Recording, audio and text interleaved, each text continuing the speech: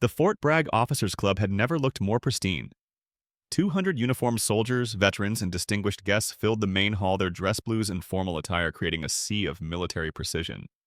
American flags draped every corner, and the walls displayed decades of commendations, photos of deployments, and memorial plaques honoring the fallen. At the head table sat Colonel James Iron Eagle Mitchell, 65, his chest heavy with ribbons earned through 3 tours in Afghanistan and 2 in Iraq. His silver hair was regulation cut, his posture still parade ground straight despite the arthritis that plagued his joints on cold North Carolina mornings. I stood at the back of the room, my civilian clothes feeling foreign among the uniforms. At 28, I was lean from years of construction work, my hands calloused from swinging hammers instead of saluting flags. My name was Michael Mickey Mitchell, though Dad had stopped using my name years ago, preferring the disappointment, or simply pretending I wasn't there. The evening was supposed to celebrate Dad's retirement as base commander and his transition to a lucrative defense contracting position. What it became was my public execution. Ladies and gentlemen, Dad began, his command voice carrying easily across the packed room. 37 years ago, I took an oath to serve this great nation. Tonight, I pass that legacy forward. The crowd leaned in. These were Dad's people, career soldiers, military contractors, politicians who'd built their careers on defense spending.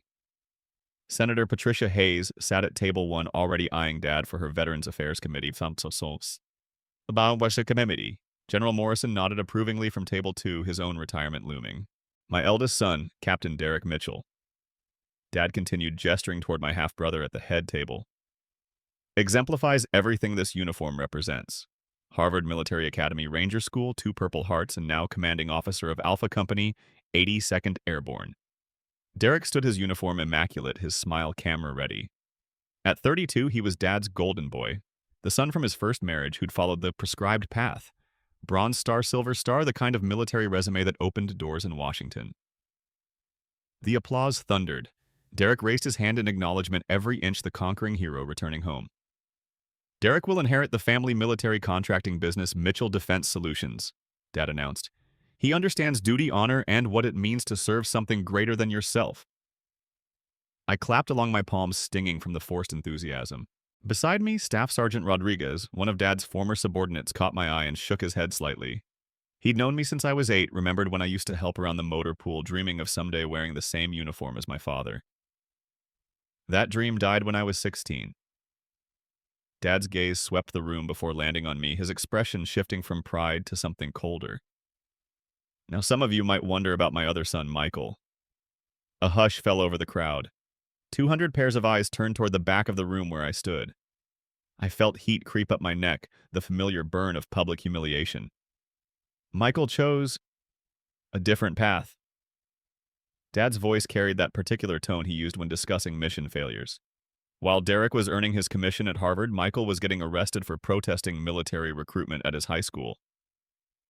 A murmur rippled through the crowd. I remembered that day, 17 years old, holding a sign reading, "Education, not militarization," while Marine recruiters set up their table in our cafeteria. The arrest was for trespassing when I refused to leave school grounds. While Derek was earning his Purple Heart in Fallujah, Michael was finding himself in various construction jobs across 3 states. The laughter started as a ripple and grew into a wave. Someone at table 5 actually slapped their knee. I heard Mrs. Patterson, our neighbor for 20 years, join in the chorus of amusement. Derek rose from his seat, champagne flute in hand, his politician's smile wide enough to launch a campaign. You know, Dad, he said, his voice carrying that artificial warmth he'd perfected during his stint at the Pentagon. Let's toast to new beginnings. He raised his glass higher. To Dad, the man who taught me that honor isn't inherited. It's earned through service and sacrifice. The crowd murmured approval, glasses rising throughout the room. And let's hope Michael finds his own way to serve. Maybe the community service he's probably already familiar with from his various encounters with law enforcement. The explosion of laughter was even louder this time. Someone started a slow clap. I watched as Senator Hayes chuckled behind her wine glass, watched as General Morrison nodded approvingly at Derek's leadership presence. At a corner table, I spotted David Chen, Dad's longtime military lawyer, sitting perfectly still. His expression was unreadable behind wire-rimmed glasses, but his fingers drummed against his water glass in a rhythm that seemed almost expectant. The humiliation hit different when you're 28 versus 16. At 16, you cry and make promises to do better. At 28, you realize that some people will never see you as anything more than their preferred disappointment. I stood slowly, my chair scraping against the polished floor. The sound cut through the laughter like a blade. For a moment, the room quieted, expecting me to defend myself to throw my own barb back to play the game the way military families demanded. Instead, I picked up my beer bottle, the only person in the room drinking from a bottle instead of a glass, and raised it. To family, I said, my voice steady and clear, and to understanding what that really means. I took a long pull, set the bottle down, and remained standing. The applause resumed, conversations picked up, but something had shifted in that moment of silence. David Chen was still watching me, his fingers now tapping what I recognized as Morse code against his glass. 3 taps, 3 longer. Taps, 3 short taps again. SOS. Across the room, one chair remained conspicuously empty despite the packed venue. A small placard read, "Reserved, Colonel Sarah Mitchell Ratmirin." Dad's second wife, my mother, who'd died 3 years ago in a car accident on base. Everyone at the ceremony assumed her voice had died with her buried in Arlington National Cemetery under a headstone that read, "Beloved wife and mother devoted patriot." They had no idea how wrong they were. I smoothed my jacket and reached for my beer. The bottle was still half full, the condensation creating rings on the white tablecloth that nobody would bother to clean because this was my table, the table they put family members who didn't quite fit the narrative. The drive home to my one-bedroom apartment in Fayetteville took 20 minutes, but the silence stretched it into an eternity. I'd moved here after Mom's funeral, close enough to help Dad adjust to life alone, far enough to avoid the daily reminders that I'd never be the son he wanted. 3 years ago, this wasn't where I'd planned to be living. When Mom got her diagnosis, stage 4 breast cancer, aggressive and merciless, I'd packed up my life in Denver without hesitation. My job with a small construction firm could wait. My apartment with a view of the Rockies could be sublet. Family came first, or so I thought. I moved back into my childhood bedroom in base housing, complete with faded camouflage walls and Army recruiting posters I'd hung in middle school before I understood what they really meant. "You don't need to do this," Mom had whispered during one of her chemotherapy sessions, her hand cold and thin in mine. "Your father and Derek can handle everything." But I wanted to do it. She was my mother, and she was dying. And Dad seemed more concerned with his upcoming promotion to full colonel than with the woman who'd stood beside him through deployments to Iraq, Afghanistan, and a dozen smaller conflicts I'd never heard of. Derek visited twice a week when he wasn't deployed, always bringing flowers and staying exactly 45 minutes. I counted. He'd kiss Mom's forehead, update her on military developments. She was too tired to follow, and leave with promises to call that he rarely kept. Dad managed an hour on Sundays between his golf games and CNN. I was the one who drove Mom to treatments, learned to navigate the Veterans Affairs medical system, and became an expert at reading prescription labels. I held her hair back during the worst days and learned to make the ginger tea that was the only thing she could keep down. But when Derek suggested we hire a full-time caregiver, Dad nodded approvingly. "Good thinking, son. Mickey's not really cut out for medical responsibility anyway." The funeral drew hundreds of people.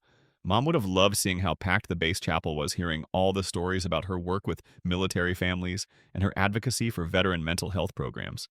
Dad gave a beautiful eulogy about his beloved Sarah and how she'd been the heart of their military family. Derek spoke about Mom's strength and grace under pressure, her ability to hold the family together during deployments. I wasn't asked to speak, though I'd prepared something about her laugh and how she taught me to see past the uniform to the person underneath. After the burial, during the reception at the officers' club, I overheard Dad talking to General Morrison near the bar. "Sarah handled everything so smoothly," he said, shaking his head. "I don't know how I'm going to manage without her organizational skills. Mickey tries to help, but he's not his mother." That night, I started packing. "You're moving out already?" Derek asked when he found me folding clothes into boxes. He was between deployments, spending a week at home before reporting to Fort Campbell. "Dad's going to need help around here. He's got base services and neighbors who bring casseroles," I replied, not looking up from my duffel bag. "Besides, you said I'm not cut out for responsibility." "I never said that. You didn't have to." I found a place 20 minutes off base, close enough to check on Dad regularly, far enough to breathe. But proximity didn't translate to inclusion. When Dad decided to accept the defense contracting position, he consulted Derek on everything from salary negotiations to office locations. When I suggested he might want to consider the ethical implications of profiting from the wars he'd helped fight, Dad patted my shoulder like I was 10 years old. That's idealistic, Mickey, but Derek understands how the real world works. At family dinners, they talked business while I cleared dishes. Defense budgets, congressional appropriations, which senators were friendly to military contractors. I might as well have been the hired help. The few times I offered input, questioning whether a particular weapon system was necessary, or suggesting Dad might want to work with veteran job placement instead, Derek would smile that patient smile and change the subject. The worst moment came at the annual military ball. I'd driven Dad since Derek was deployed to Syria, and we were seated at the VIP table with base leadership. When Command Sergeant Major Williams approached our table, Dad stood to shake hands. "Colonel Mitchell, good to see you," Williams said warmly. "And this young man must be your son." "Yes, this is my other boy," Dad replied, his hand resting on my shoulder like I was a piece of furniture he was displaying. "Mickey keeps himself busy with various civilian projects." Williams turned to me with genuine interest. "What line of work are you in, son?" Before I could answer, Derek appeared beside our table, having returned early from deployment. "He's between opportunities right now," Derek said with that trademark smile. "Mickey's got a good heart, just never found his calling. He's more of a free spirit type." Williams nodded politely and moved on to discuss troop readiness with Dad and Derek. I excused myself to the men's room, where I locked myself in a stall and tried to remember why I kept subjecting myself to these humiliations. But late at night, when the apartment was quiet and sleep wouldn't come, I remembered Mom's words from those final weeks. We'd established a routine during her illness. I'd sit beside her bed every evening after dinner, sometimes reading from books about military history that made her laugh, sometimes just talking about life beyond the base. She told me about growing up as an Army brat, about meeting Dad at a USO dance when she was 22, about the miscarriages she'd had during his first deployment. She shared regrets about dreams she'd abandoned and pride in the advocacy work she'd done for military spouses. And one evening, when the morphine made her unusually direct, she gripped my hand and said something I'd never forgotten. "If they ever make you feel like you don't belong in your own family," she whispered, her eyes clearer than they'd been in weeks, "remember that belonging isn't about fitting their expectations. It's about knowing your own worth even when they can't see it." I'd nodded, not fully understanding what she meant, but sensing the importance of her words. 2 years after her death, while cleaning out boxes in Dad's garage, I found something that changed everything. Tucked inside Mom's old Army footlocker, wrapped in an American flag, was a manila envelope marked "For Mickey's Eyes Only." Inside was a second envelope sealed with wax and a letter in Mom's careful handwriting. The letter was dated 6 months before her death, written during one of her clearer periods between treatments. "My dearest Mickey, if you're reading this, it means David Chen has done as I asked and waited for the right moment to give you what you need to know. I have watched your father and Derek treat you like a stranger in your own family, and I can no longer stand by silently. You deserve to know the truth about why you've never fit their version of what a Mitchell man should be. You deserve to know about the documents I've kept safe all these years, and about the choice I made to protect your future in the only way I knew how." My hands shook as I read on. "The man who raised you is not your biological father." The words seemed to float off the page. I read them again, then a third time, waiting for them to make sense. "Your real father was Captain James Rodriguez, a military intelligence officer I worked with during my deployment to Bosnia. He died in a helicopter crash 3 months before you were born. I was already married to Daniel, already pregnant, and I made the choice to let him believe you were his son. I thought it would be easier. I thought love would be enough. I thought that if I never told anyone, it wouldn't matter. I was wrong." The second envelope contained DNA test results, birth records, and military service documents. Captain Rodriguez had been awarded the Silver Star posthumously. His family still lived in San Antonio. His parents had never known they had a grandson. At the bottom of the stack was Mom's will, not the official one filed with the military, but a second document witnessed and notarized, leaving me something Dad and Derek knew nothing about. Her personal savings account built over 20 years of careful investments. Her veterans' benefits transferred to my name upon her death. Her life insurance policy, the one she'd told Dad she'd canceled, but had actually transferred to me as beneficiary.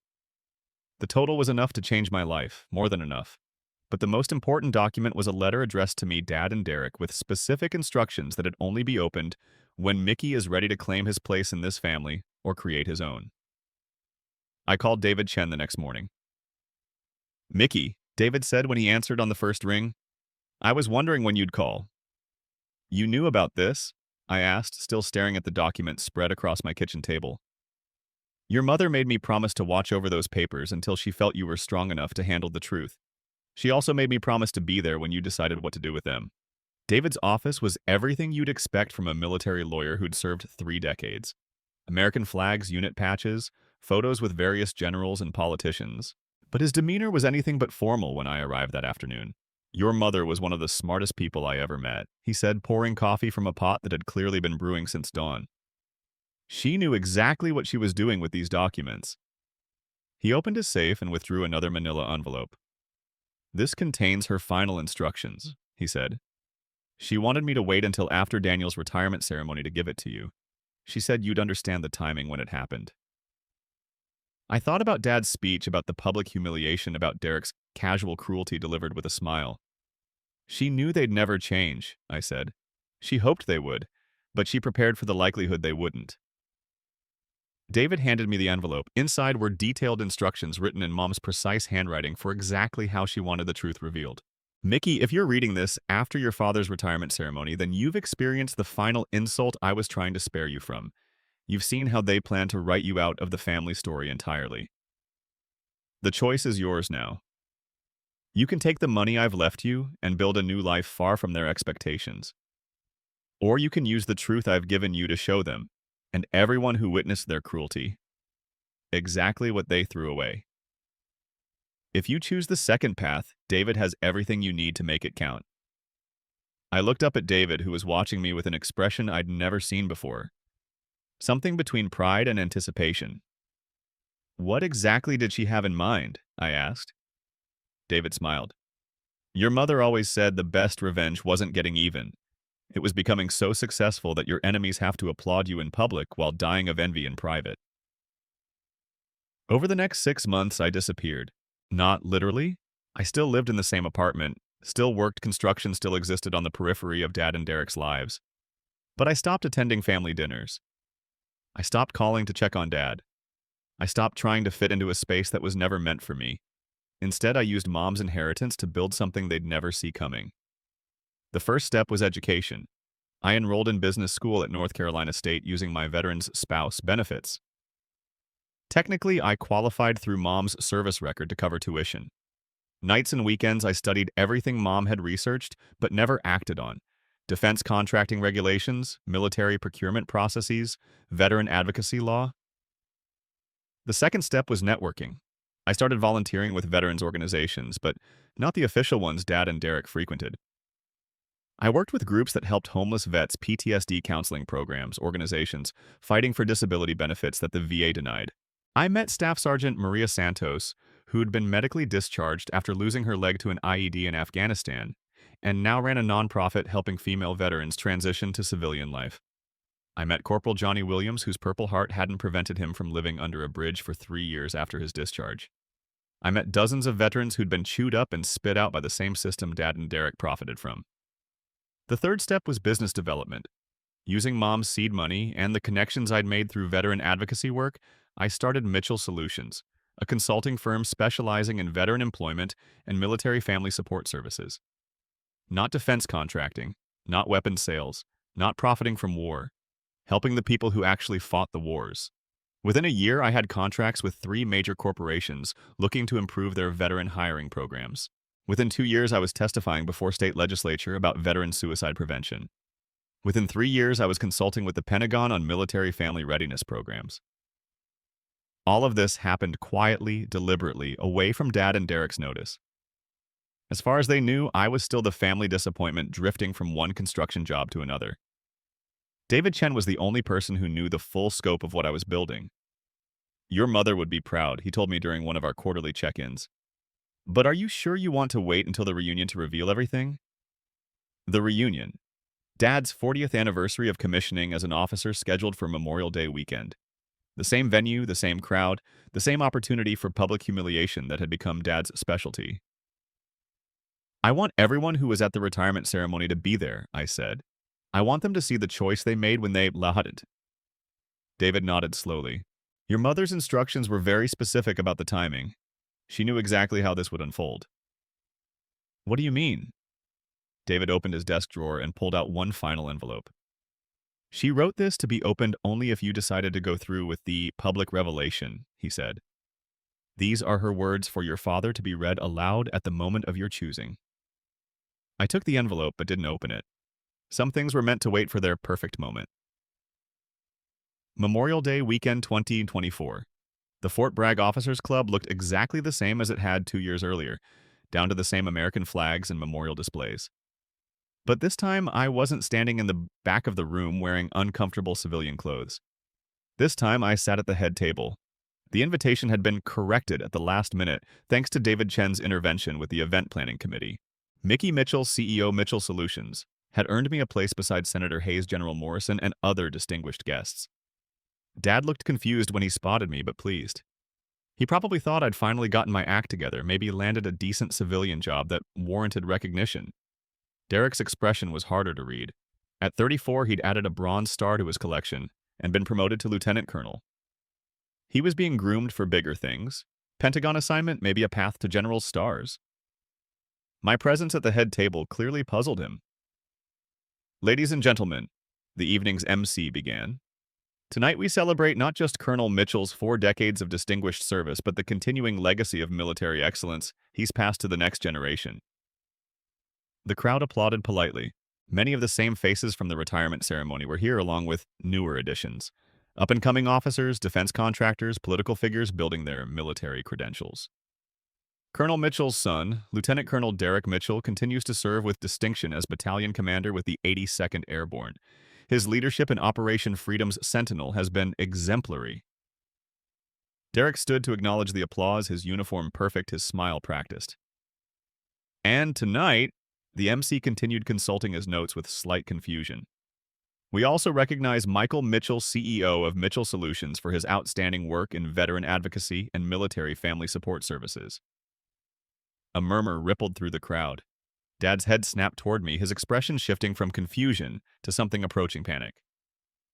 I stood slowly buttoning my suit jacket. My uniform was civilian, but it fit better than any ACUs I'd ever worn. Many of you remember Mickey from previous family gatherings. The MC continued, clearly reading from updated notes he didn't quite understand. His company has been instrumental in developing veteran employment programs now used by Fortune 500 companies nationwide.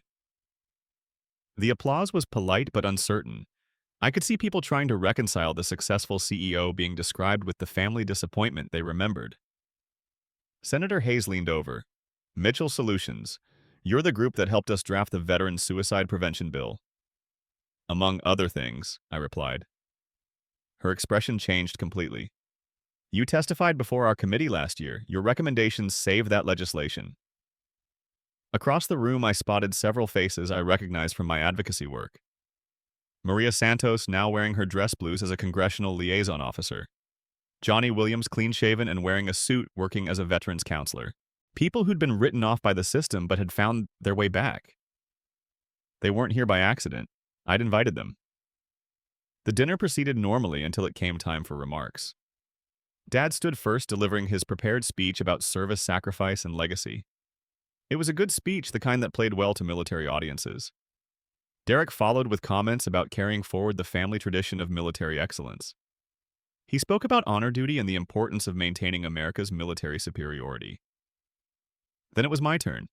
I'd rehearsed this moment for months, but standing at the podium, looking out at 200 faces that had witnessed my humiliation 2 years earlier, I felt something I'd never experienced before.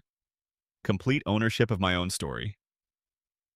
My name is Michael Mitchell, I began, and 2 years ago, many of you watched my father publicly disown me as a disappointment to our military family.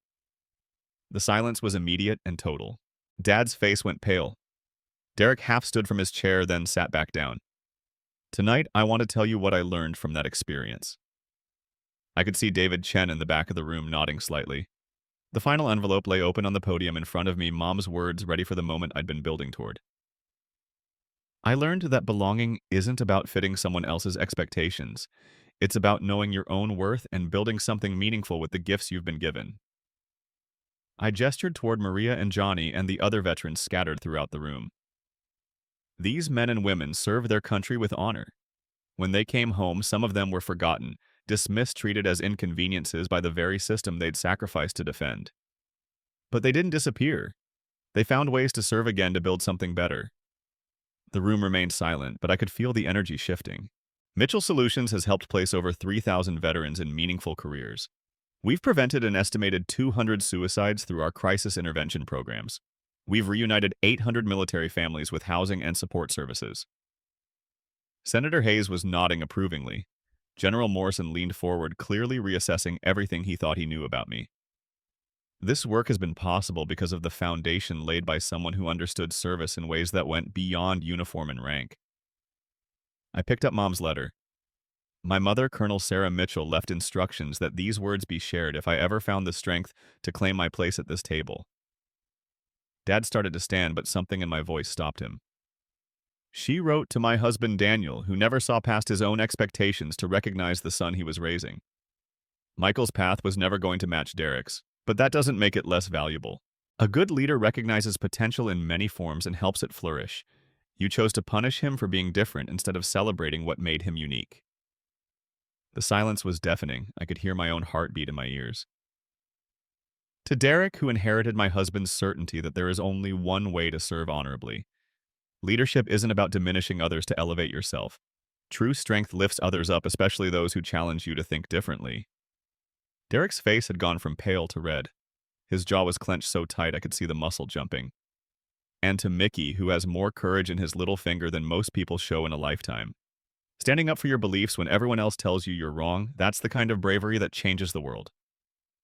I folded the letter and looked directly at Dad. She also left me the resources to build this company and a final gift that I think you should know about. I nodded to David, who stood and walked to the podium.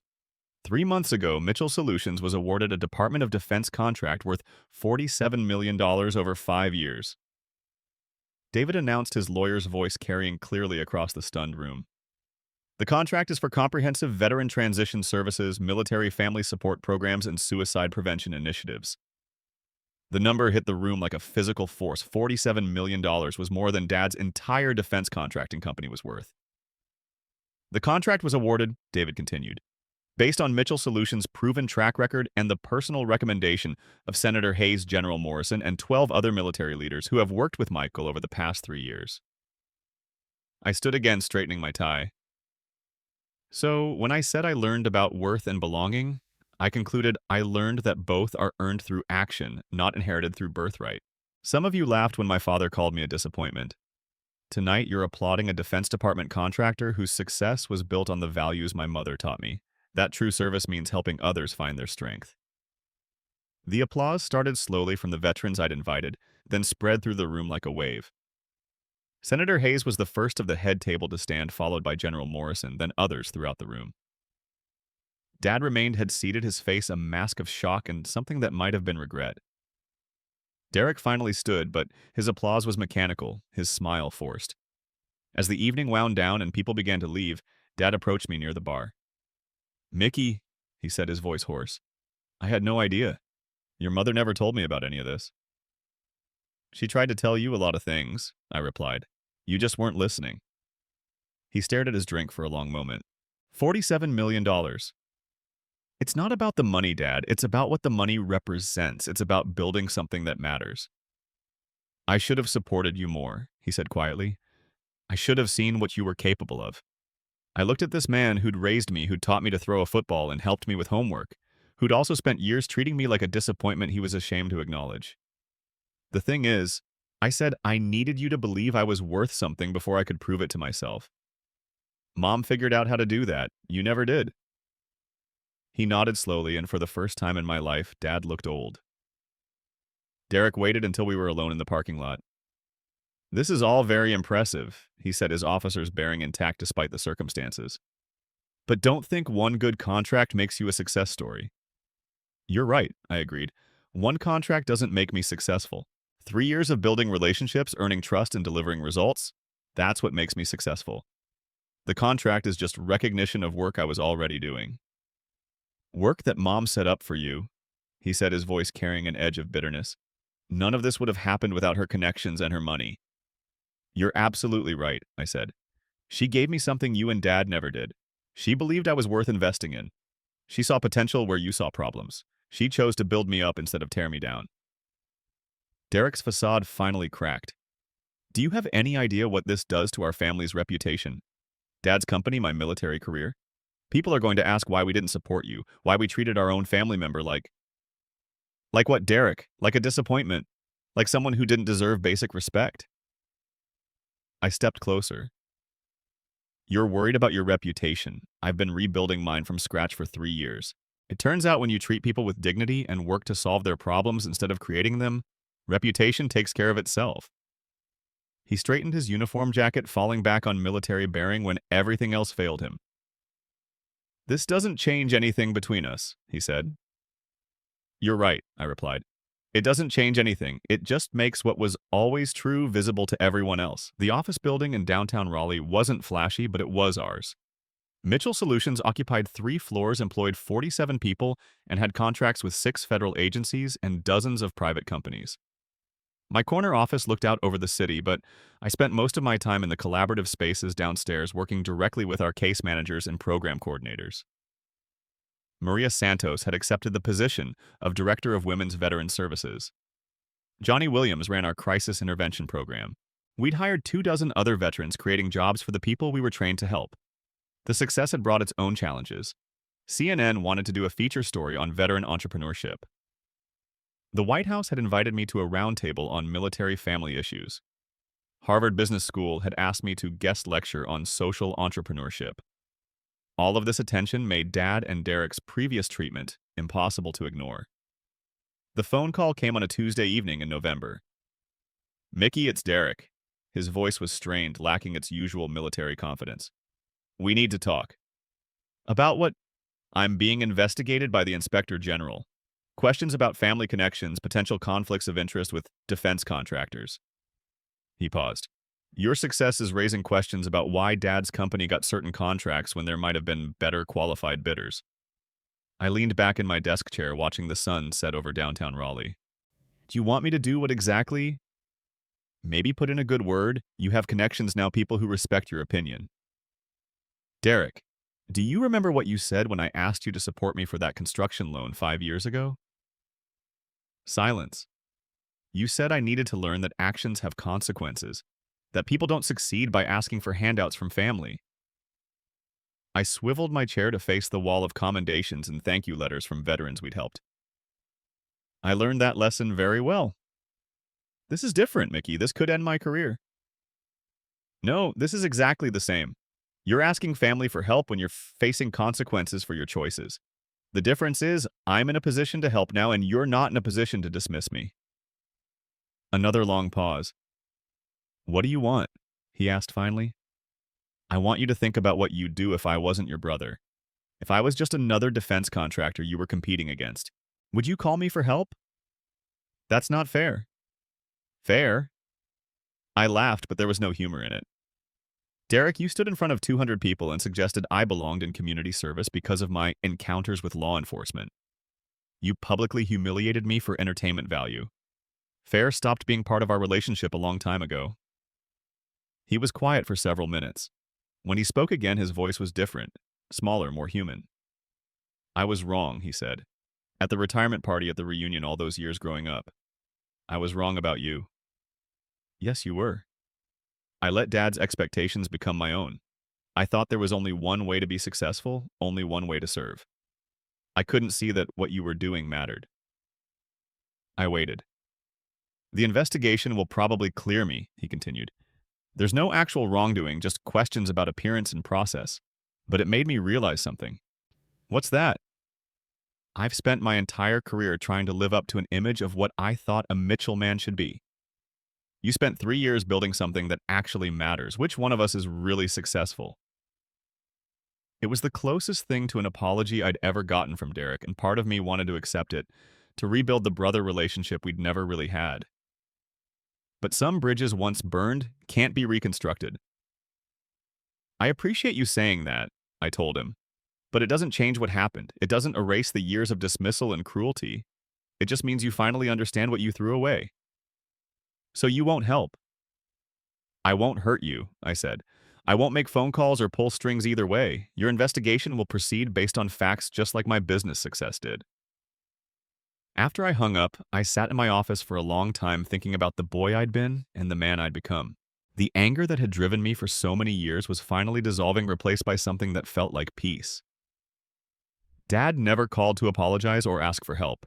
He sold his defense contracting business 6 months later and retired to a golf community in Florida. The sale price was less than half of what Mitchell Solutions was now worth.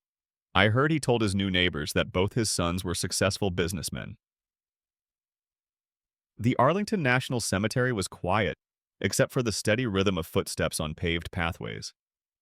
I knelt beside Mom's headstone, placing fresh roses against the marble. Colonel Sarah Mitchell Retchibiatus, beloved, mother-devoted advocate, warrior for justice. I'd had the inscription changed after the business took off. The original military language felt incomplete. It didn't capture the woman who'd spent her final months planning my redemption. The contract got renewed, I told her, my voice carrying in the still morning air. 5 more years, expanded scope. We're opening offices in San Antonio and San Diego. A mockingbird landed on a nearby headstone, tilting its head as if listening. Derek's doing better. The investigation cleared him, and he's taking a new assignment with Veteran Transition Services. Maybe he finally figured out that there are different ways to serve. The bird flew away, replaced by an elderly couple walking hand in hand toward another section of the cemetery. Dad's dad. He sends Christmas cards now like we're distant relatives instead of family. Maybe that's what we always were. I traced her name with my finger, feeling the carved letters that marked the end of one story and the beginning of another. I wanted to thank you, I said. Not just for the money, or the documents, or the plan. For seeing something in me that I couldn't see in myself. For believing I was worth saving when I wasn't sure I believed it. The morning sun climbed higher, warming the air and casting long shadows across the endless rows of white markers. Each stone represented a life, a story, a family shaped by service and sacrifice. Mitchell Solutions is hiring 100 new people this year. We're preventing suicides, finding jobs, reuniting families. We're doing the work you always wanted to do but couldn't because you were too busy keeping the peace. I stood brushing grass from my knees.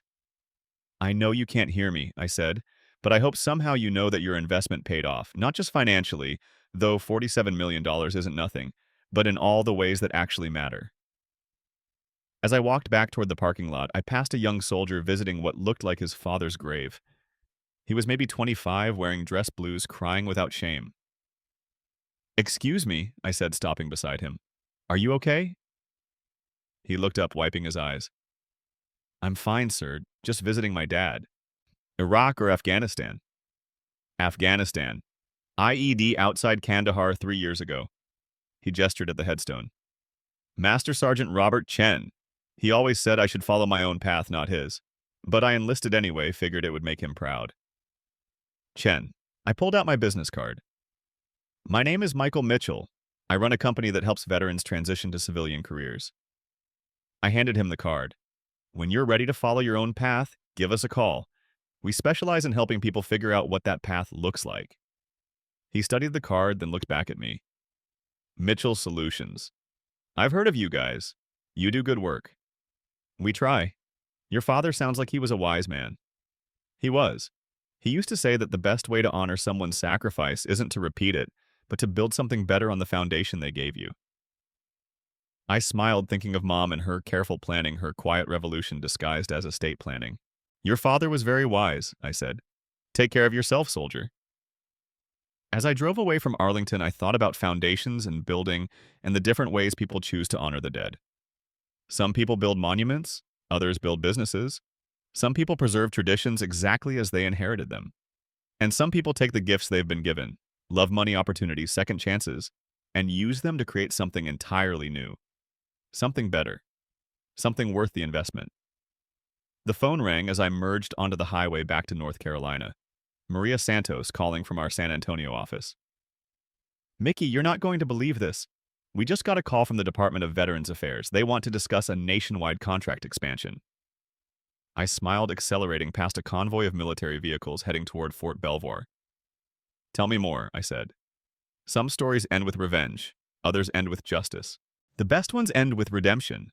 Not just for the hero, but for everyone whose life they touch along the way. Mom had understood the difference, and finally so did I.